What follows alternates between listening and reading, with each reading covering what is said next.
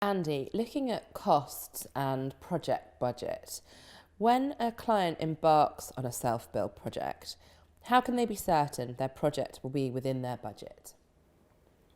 You have to start at the design process. One of the things we regularly see is an inability or unwillingness by the architectural profession to manage the design process in such a way as to ensure that the finished project will be within the client's budget.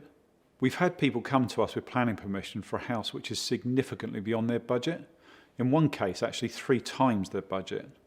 And the architect will have been paid his fees, but the client cannot afford to build the house.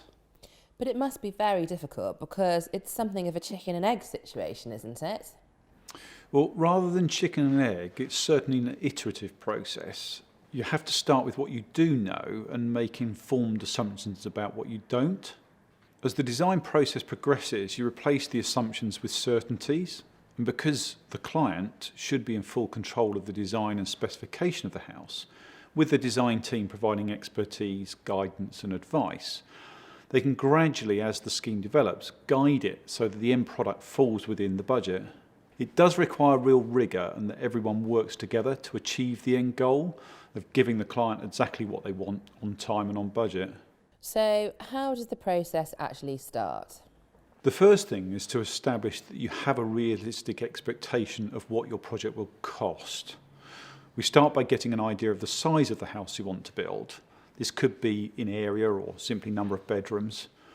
We'll also discuss the style of the house the client wants and some of the things that are particularly important to them. For example, they might want particularly high specification kitchen and bathrooms. In your experience then, do most people know what they want? I think that most people can articulate what they want if they're asked the right questions by someone who helps them unravel their ideas. They certainly don't want to be told what to have, but few have ever done this before and they want guidance and advice. Most people want help understanding what's possible, but certainly don't want to be railroaded down a particular route. They want guidance and advice. At the end of the day, we're designing and building their house, not ours. Okay, so first of all, you get an idea of what size house they want. Yes, size, and also things that we might consider to be big ticket items like renewable energy sources. At the very early stage, it's important to understand the general level of specification of the house. It's not that each individual item at this stage is necessarily significant. It's more about being able to make an accurate assessment of a realistic budget for the project. Once we have this information, we can discuss some high-level budgeting costs based on an estimated price per square metre for the construction of the house. We typically have 15 to 20 active projects at any one time, so we have a very good understanding of current construction costs around the country. So that then looks after all of the house construction. Not quite yet. There are a raft of other costs that the client should take into account for their overall project budget. People do tend to focus on the cost of the build and not pay enough attention to other significant costs associated with the construction of a one-off house. For example, engineering work. As well as the need to design the house, every building has to be proved by the engineer and the calculations submitted with the building regulations package. Then there are numerous surveys that normally have to be conducted, such as a topographical survey, habitat survey, which can then spill into very specific surveys for bats and reptiles. It's also possible that the planners will require an arboricultural survey. It may also be necessary to have a ground conditions survey and sometimes, but not often, an archaeological survey and full geotechnical survey. In addition to these costs, the scheme will require an accredited SAP consultant to calculate the energy performance of the building. And then you've got planning application fees, building regulation fees and so on. Andy, how on earth would a client know what all that will cost? When looking at the high-level budget, at the very early stages, we suggest people allow between 8 and 10% of the anticipated construction costs for all those other costs. It's also important to understand that whilst a newly constructed house won't attract VAT, all these other costs will. So in reality, you actually need to allow between 9.5% and 12% for those other costs, including the VAT. And that VAT can't be recovered. So that's everything to actually build the house. Can I just come back to the cost per square metre that you mentioned earlier? A lot of self-build publications and TV programmes refer to this. In your opinion, are they accurate? Generally, I'd say not. In fact, I'd go as far as to say they're often misleading. Production companies and publications rely on the owners of the houses for costs. Firstly, magazines like to publish finished projects with good internal and external photography.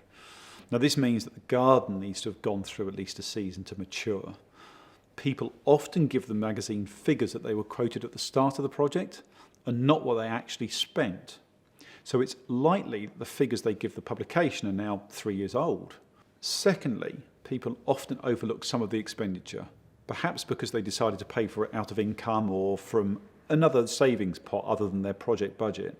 Thirdly, nobody likes to admit they've gone over budget, and more often than not, self-build, self-managed projects do. If I was planning my project, can you give me an example of what a typical cost per square metre might be? But to be honest, there are so many variables, from the house design, its location, site access, its specification, and then on top of all of that, you've got general market trends and their impact on cost of labour and materials. For example, it wasn't long ago that the cost of bricklayers jumped 20% almost overnight. Because we have so many active projects, we see current market costs almost on a daily basis. If someone has a project in mind, I'd rather they call us. We'd be really happy to help them establish a realistic project budget. So we can establish the likely construction cost at a very early stage. What other things should a client be taking into account?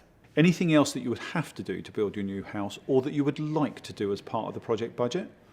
For example, you may have to demolish an existing house, or you may want to put in a new driveway. Understandably, some people are happy to do something from savings or income over time and don't consider them to be part of their project budget. But these should always be conscious, well-informed decisions and not just something that has to happen because of budget overrun. So Andy, to recap, what are the key points that need to be considered to setting a realistic budget? Consider everything. House construction, associated professional and regulatory fees, other work you must do to construct the house, such as demolition, and then other work that you want to include in your project.